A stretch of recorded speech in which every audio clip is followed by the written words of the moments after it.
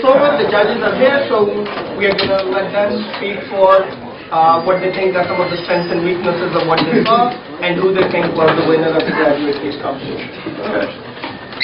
Well, thank you all very much. I know this is a difficult task to get up and speak in front of, a lot of people that you don't know and pretend we're the board of directors of such large companies and so on.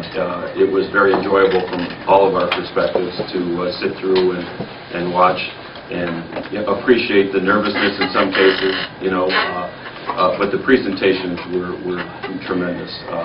When we talk about Target, I'll start there because that was our group yesterday.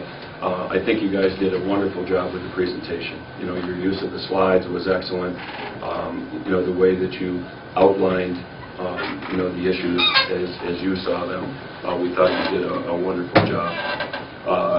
Moving over to Staples, I think that from a presentation standpoint, I think Target was a little bit better on the presentation end of it than the Home Depot.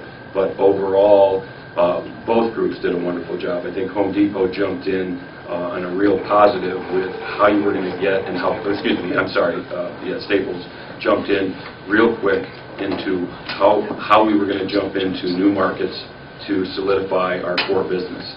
Okay, and again, from our perspective, I think the core business is the most important thing. It's great to go out and think about expansion into other areas, but again, our core is our core. We already have the brick and mortar stores. We already have this as a base. How do we best build off of that? With that as a backdrop, on a very tight basis, we figured that the Staples won the competition.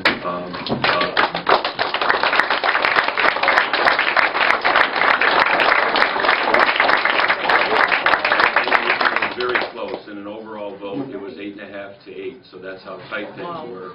And I think, from everybody's perspective, where I think the Target group fell down was in their response to the questions. There were some issues on, somebody lobbed you in, a pretty easy question relative to the clinic.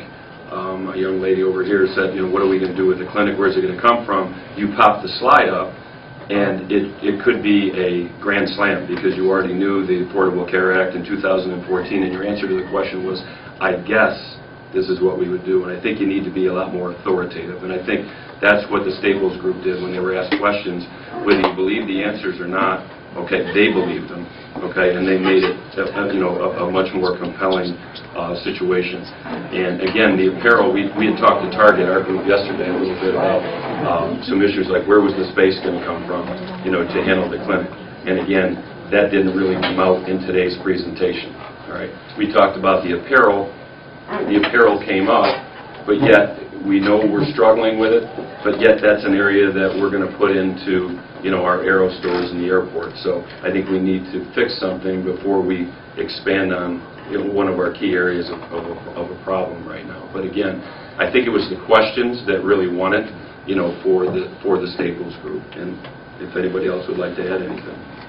The only other thing is business moves fast, okay? And a lot of what you were touching on is let's be cautious, let's move slow, let's go out of this business. I think you have to stay aggressive, okay, because that's what the competition is doing.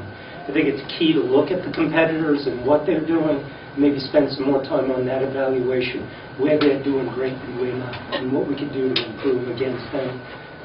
You got to figure that the competition has our name up on the board saying, how do we take these guys out? Now, let's play nice with them. We got to eliminate these guys. And I think when you look at a business, that's what you have to do. And you got to move fast. I think these guys presented a good B2B solution, which is a value-add solution. And I think that was a good direction to go. So I think that was a key driver for me. Please join me in thanking us.